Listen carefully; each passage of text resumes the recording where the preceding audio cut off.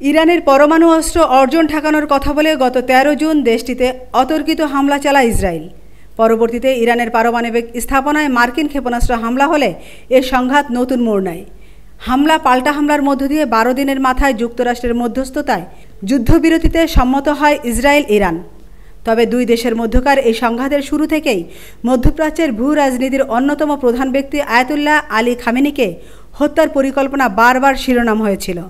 সংঘাতের শুরু থেকেই খামেনিকে হত্যার হুমকি দিয়ে আসছিল ইসরায়েল, তবে এখন পর্যন্ত তা করেনি ইসরায়েল ও যুক্তরাষ্ট্রের কেউই।